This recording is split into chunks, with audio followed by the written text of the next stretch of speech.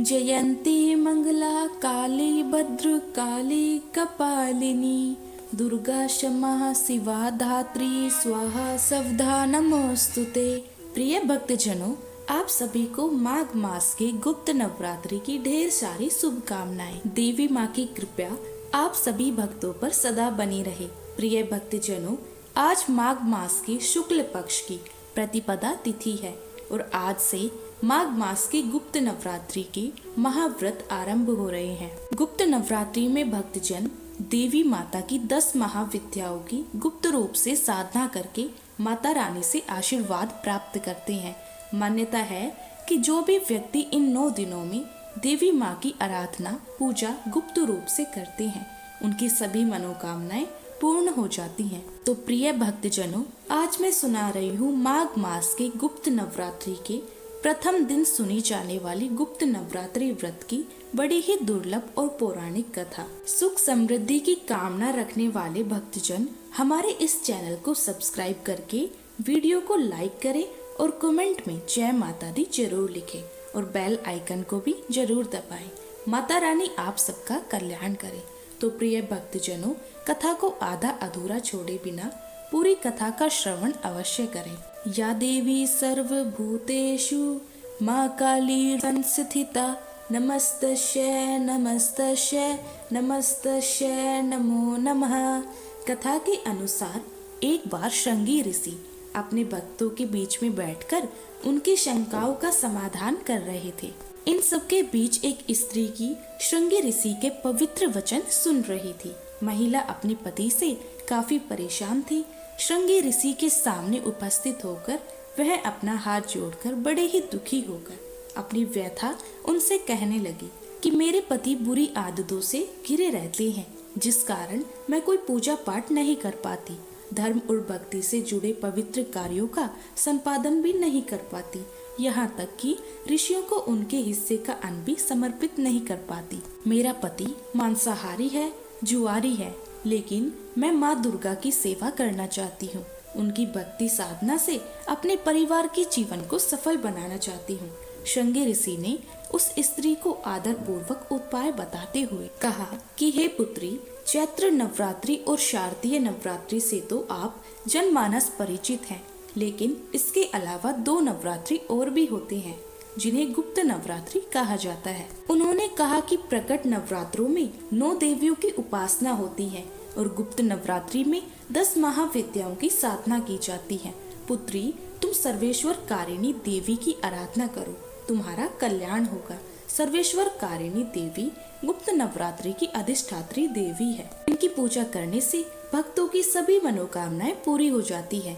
अभय दान से अपने भक्तों की सभी मनोकामनाओं को पूर्ण करने वाली गुप्त नवरात्रि के दिनों में सर्वेश्वर कारिणी देवी की पूजा को बहुत ही पवित्र और महत्वपूर्ण माना जाता है। श्रृंगी ऋषि ने कहा, जो व्यक्ति कभी भी पूजा पाठ नहीं करता और लोभ वासना के अधीन रहता है, ऐसे व्यक्ति यदि गुप्त नवरात्रि में माँ भगवती की पूजा करता है तो उसके जीवन में कुछ करने की आवश्यकता नहीं।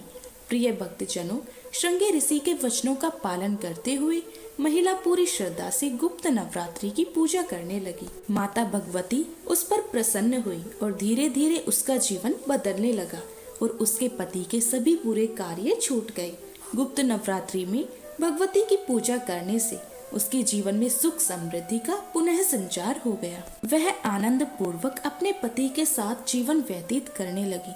इस गुप्त नवरात्रि की 10 देवियां हैं, जिनका नाम इस प्रकार से है। पहला दिन माँ काली का होता है, दूसरा दिन माँ तारा का होता है, तीसरा दिन माँ श्रीपुर सुंदरी, चौथा दिन माँ भुवनेश्वरी का, पांचवा दिन माँ छन्नस्तिका और छठा दिन माँ त्रिपुर भैरवी, सातवां दिन माँ धूमावती, आठवां दिन माँ बगलामुखी, 9वां दिन माँ मातंगी और 10वां दिन माँ कमला। तो सर्वप्रथम आप सुनेंगे भक्तों की रक्षा करने वाली माँ काली देवी की बहुत ही अद्भुत अनोखी कथा। सुंदरपुर नामक एक बहुत ही सुंदर नगर था। उस नगर में माता काली का एक विशाल और भव्य मंदिर था और उस मंदिर के बाद चारों तरफ जंगल और झाड़ियों को इतना गहन साम्राज्य था कि शाम के समय उधर कोई भी भूले भटके से नहीं जाता था। यहाँ तक कि मंदिर के पुजारी भी धुंधला छाने से पहले ही मंदिर में दिया जलाकर आरती वगैरह करके माता को शयन करा के जल्दी से विदा हो जाते थे। उसी मंदिर के पास एक नहर था। नहर के उस पार उसी गांव में एक ब्राह्मण रहते थे जो कि माता काली के बहुत बड़े भक्त थे। स्वभाव से अत्यंत भोले और कुलदेवी माता काली के अनन्य भक्त थे। लोगों के लाख मना करने पर भी के बाद भी जाड़ा, गर्मी, बरसात, मौसम कैसा भी हो, रात को भोजन करने सोने से पहले वे नहर पार करके मंदिर में मत्था टेकने जरूर जाते थे। ऐसे ही पोष की एक सर्द रात थी। वातावरण में गहरी धुंध छाई हुई थी क्योंकि उस समय घड़ी का उतना चलन नहीं था। तो ब्राह्मण देव पूजा करने के बाद अपने खेत की रखवाली तथा माता का दर्शन करने के लिए वहां पर चले आए। खेत में फसलों की रखवाली करते हुए उन्हें काफी समय हो गया था। आसमान में कोहरे की वजह से चांद दिखाई नहीं दे रहा था, सो समय का ठीक ठीक अंदाजा नहीं लग पाया और शरीर पर कंबल डाले ब्राह्मण देव रोज की तरह मंदिर की ओर बढ़ चले। क्योंकि उस समय नहर में पानी घुटनों से ज्यादा नहीं था, तो पार करने में ज्यादा परेशानी नहीं हुई। जाड़े की उसी रात जब वह मंदिर के पास पहुँचे, दूर दूर तक सन्नाटा छाया हुआ था। एक पल तो उनका शरीर बह के मारे गनगना गया, उसकी आंखें मुंद गई। थोड़ी देर में उन्हें आभास हुआ कि उनके आसपास कई सारे लोगों का जमावड़ा हो चुका है, जो आहिस्ते आहिस्ते उन्हें अपने घेरे में लेने के लिए अपना घेरा तंग कर रहे हैं। ब्राह्मण देव ने कहा, हे माँ, क्या आज की रात तुम्हारे धाम पर ही मेरी जीवन लीला समाप्त हो जाएगी? उन्होंने मन ही मन माता से गुहार लगाई और तब उन्हें लगा कि वे दुष्ट आत्माएं बस उन्हें दबोचने ही वाली है। अचानक मंदिर के अंदर रखे हुए नगाड़े अनायास ही जोर जोर से बजने लगे। ब्राह्मण चौंक गए और सोचा कि रात के इस वक्त मंदिर में कौन बैठा है। नगाड़ा बजाने के लिए उन्होंने अपनी आंखें खोली। आसपास किसी का नामो निशान तक नहीं था। सहसा उसकी नजरें मंदिर के द्वार की ओर पड़ी। कपाट चौखट खुला हुआ था और उसमें से साक्षात माता काली बाहर आ रही थी। माता काली ने कहा, क्या रे ब्राह्मण, यही समय मिला तुझे मेरे पास आने का? जानता नहीं, यह मेरे शयन का समय है। अभी मुझे थोड़ी ही देर हो जाती तो तू जिंदा नहीं रहता। फिर कल को लोग कहते कि माता काली का इतना बड़ा भक्त था और उन्हीं के धाम पर उसके प्राण न बच पाए। माता की बातें सुनकर ब्राह्मण ने कहा, माई, यह तो मेरे रोज का नियम है, आज कैसे तोड़ देता? ब्राह्मण माता को देखकर निहाल हो गए और उनके चरणों में लोटने फोड़ने लगे। माता ने कहा, पगली, रोज से आज ज्यादा देर हो गई है, अभी आधी रात का समय हो चला है। ब्राह्मण ने कहा, माई, गलती हो गई मुझे, समय का नहीं पता चला, पर क्या करूं, जब तक आपके दर्शन नहीं कर लेता मुझे संतोष ही नहीं मिलता। माता काली ने कहा, जानती हो पगले, इसीलिए तो पहली बार किसी के सामने साक्षात आई हूँ, पर तू यह भी मूर्खता छोड़ दे। आधी रात में इस तरह से मेरे दर्शन करने के लिए मत आया कर।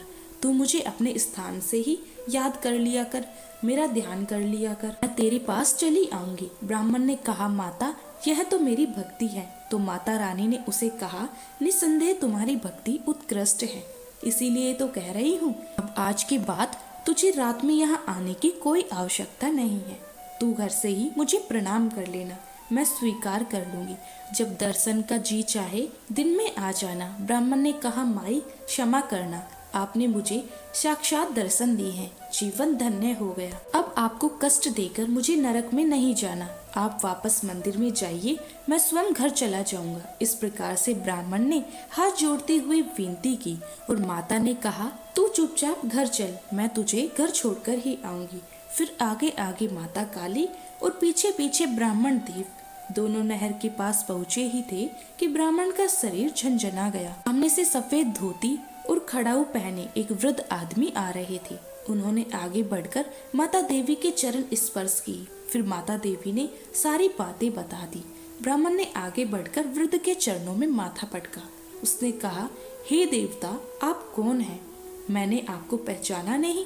बदले में जवाब माता रानी ने दिया, अरे यही तो तुम्हारे गांव के देवता हैं, कभी देखे नहीं तो पहचानोगे कैसे? रात की पहर जब मेरा शयन करने का समय होता है, यह पूरे गांव क्षेत्र का भ्रमण करते हैं ताकि कुछ अनिष्ट ना हो। ग्राम देवता मुस्कुराकर और बोले, माई अब आप अपने धाम पर चले जाइए, मैं इसे गांव छोड़कर आता हूँ। प्रिय भक्तजनों, ब्राह्मण का तो जैसे भाग्य ही उदय हो गया था। माता के चरणों में देर तक पड़े अश्रु बहाते रहे, फिर ग्राम देवता के साथ गांव के समीप आए। ग्राम देवता ने कहा, हे ब्राह्मण, अब तू घर जा, जब भी मन से याद करे हम लोग तुम्हारे पास होंगे, लेकिन अंधियारी रात में अपने प्राणों को संकट में डालकर हम लोगों के पास आने की गलती दोबारा मत करना। ब्राह्मण ने कहा, जब आप और माता साथ में हैं तो मुझे क्या सोचना। इससे प्रसन्न होकर ग्राम देवता ने कहा, इसी निर्दोष विश्वास से तुम्हारी रक्षा की है बच्चे, लेकिन इसका यह अर्थ नहीं कि तू अपने प्राण जानबूझकर संकट में डाले। मनुष्य को विधाता ने इसीलिए विवेकशील बनाया है ताकि वह ऊंच नीच का भेद कर सके। समय अनुकूल आचरण सबको करना चाहिए। तुम्हारी आस्था प्रशंसनीय है, इसीलिए कहता हूँ रात को या खराब मौसम में अपने घर ही याद कर लेना हमें और माता काली को, बाकी जब भी जी चाहे चले आना। यह कहकर ग्राम देवता गांव की सीमा से लौट चले। उस घटना के बाद ब्राह्मण देवता की जीवन धारा ही बदल गई। माता काली और ग्राम देवता के आशीर्वाद से वह ब्राह्मण खुशहाल और धनवान हो गया। उसके घर अनेक संतानों ने जन्म लिया और वह माता काली का अनन्य भक्त हो गया। ओम नमः शिवाय। जय माता काली। हे काली माता, जैसे आपने पंडित जी ब्राह्मण देवता के प्राणों की रक्षा की, उनको दर्शन दिया, वैसे ही अपने सभी भक्तों का कल्याण करना। ओम नमो भगवते वासुदेवाय नमः। हरे कृष्णा। ओम नमः शिवाय। प्रिय भक्तजनों, आइए अब सुनते हैं माँ काली की उत्पत्ति की कथा। एक समय दारुक नाम के पापी असुर ने ब्रह्मा जी की तपस्या करके उन्हें प्रसन्न कर लिया। ब्रह्मा जी से पाए वरदान के कारण दारुक अत्यंत बलशाली हो गया। वह देवताओं और ब्राह्मणों को परेशान करने लगा। वह उन पर अत्याचार करने लगा और धार्मिक अनुष्ठान यज्ञ बंद करवा दिए और स्वर्ग को चला गया। सभी देवता विचलित होकर ब्रह्मा जी और विष्णु जी के पास सहायता मांगने के लिए चले आए। ब्रह्मा जी ने बताया कि दारू का नाश सिर्फ स्त्री के हाथ से ही हो सकता है। सभी बड़े बड़े देवता भी उससे युद्ध में हार चुके हैं। अंत में अब निश्चय किया गया कि दारू का वध भगवान शिव पत्नी माता पार्वती करेंगी। भगवान शिव ने अपना नेत्र खोलकर भयानक और प्रचंड महाकाली को जन्म दिया। उनका शरीर काले रंग का था। माता काली के माथे पर तीसरा नेत्र चंद्र रेखा थी।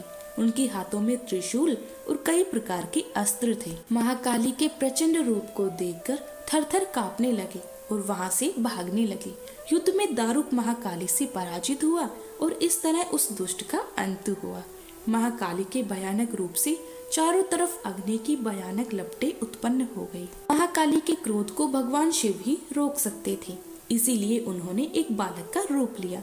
भगवान शिव शमशान पहुँचे, वहाँ बालक के रूप में लेटकर रोने लगे। छोटे बालक को देखकर महाकाली का क्रोध शांत हो गया। उनके हृदय में ममता भावना जागृत हो गई। उन्होंने शिवजी रूपी छोटे बालक को उठाया और अपने स्तनों का दूध पिलाने लगे। इसीलिए उन्हें कहते हैं शिवा धात्री। इस प्रकार से शिवजी ने उनकी क्रोध को पी लिया। इस प्रकार महाकाली का भयानक और प्रचंड क्रोध शांत हुआ। इसके बाद महाकाली मूर्छित हो गई। उन्हें होश में लाने के लिए भगवान शिव ने तांडव नृत्य किया। होश में आने पर वे पुनः माता पार्वती के रूप में आ चुकी थी। माता पार्वती भगवान शिव का नृत्य देखकर नृत्य करने लगी, जिसके कारण उन्हें योगिनी नाम से पुकारा जाता है। एक बार सभी प्रेम से बोलिए, जय माता काली, हर हर महादेव। ओम नमः शिवाय। जय माता संकटा। अब आप सुनेंगे माता संकटा की बड़ी ही दुर्लभ कथा। एक बार की बात है, एक राज्य में एक राजा रहते थे। राजा बड़े ही प्रजा प्रेमी और सबका भला चाहने वाले थे। उनके राज में अनेक परिवार को और प्रजा को किसी तरह की कोई कमी नहीं थी। सब लोग बहुत खुशहाल और सुख शांति से रहते थे। लेकिन राजा को हमेशा एक चिंता सताती रहती थी, क्योंकि उस राजा को रानी की कोई संतान नहीं थी। एक दिन राजा सुबह सवेरे सैर पर निकले, तब एक औरत अपने घर के बाहर झाड़ू लगा रही थी। राजा को देखकर वह बोली, हे भगवान, आज सुबह सवेरे कैसे वंशहीन आदमी का चेहरा देख लिया। आज का दिन तो बहुत खराब जाएगा। राजा ने यह बात सुनी और अनसुनी करके अपने महल में वापस लौट गए। राजा पूरे दिन इसी घटना को याद करके दुखी और परेशान हो गए। भोजन के समय जब उनकी रानी ने उनकी चिंता का कारण पूछा तो उन्होंने कुछ नहीं कहकर बात को टाल दिया। लेकिन जब रानी के बहुत बार पूछने पर कि राजा जी आपको क्या चिंता सता रही है, आपको किस बात की परेशानी है, तो राजा ने अपनी रानी को सुबह वाला घटनाक्रम बता दिया। राजा की बात सुनकर रानी को बहुत दुख हुआ। वह अपनी प्रजा की देखभाल में कोई कमी नहीं रखती थी, लेकिन फिर भी उनको संतान न होने की वजह से लोगों का चेहरा देखना अशुभ मानते थे। राजा की परेशानी की वजह से रानी भी चिंता में आ गई और यही बात रानी की एक विश्वसनीय दासी ने पूछ ली कि रानी साहिबा, आपकी चिंता का कारण क्या है? वह क्या चीज है जो आपको परेशान कर रही है? तो रानी ने उसे टालना चाहा, लेकिन दासी के बहुत आग्रह करने पर रानी ने अपनी सेविका को राजा के साथ सुबह जो कुछ भी हुआ वह सब कुछ सुना दिया। इस बात पर रानी की सेविका ने उन्हें विश्वास दिलाया कि आप मेरी बात मानो और जैसा मैं कहूँ वैसा ही करना। इस पर रानी ने अपनी दासी की बात मान ली। रानी की दासी ने अगले दिन पूरे राज्य में खबर फैला दी कि रानी गर्भवती हो गई है। इस पर राजा ने बहुत खुश होकर ढेर सारे उपहार दिए और जब राजा रानी से मिलने गए तो दासी ने उन्हें रोकते हुए कहा कि आप जब तक रानी के बालक नहीं होता तब तक उनके कक्ष में प्रवेश नहीं करेंगे। राजा के बहुत मनाने पर भी रानी नहीं मानी और राजा वहां से रवाना हो गए। रानी बैठी बैठी परेशान हो रही थी। अपनी दासी के कहने पर रानी ने राजा से ही नहीं बल्कि पूरे राज्य की प्रजा से झूठ बोला था कि वह गर्भवती है। धीरे धीरे 9 महीने पूरे हुए। जब राजा रानी को दिन रात चिंता सताने लगी तो रानी बड़ी मुश्किल में फंस गई थी, क्योंकि उसे पता था कि राजा कभी भी आकर उनसे पूछ सकते हैं कि बताओ हमारा बालक कहाँ है। तब रानी राजा को क्या जवाब देगी? रानी ने यह अपनी दुविधा अपनी दासी को कह सुनाई, लेकिन दासी ने उन्होंने कहा कि आप निश्चिंत होकर मेरा विश्वास करें। तब दासी ने पूरे राज्य में खबर फैला दी कि रानी ने एक बहुत ही सुंदर पुत्र को जन्म दिया है।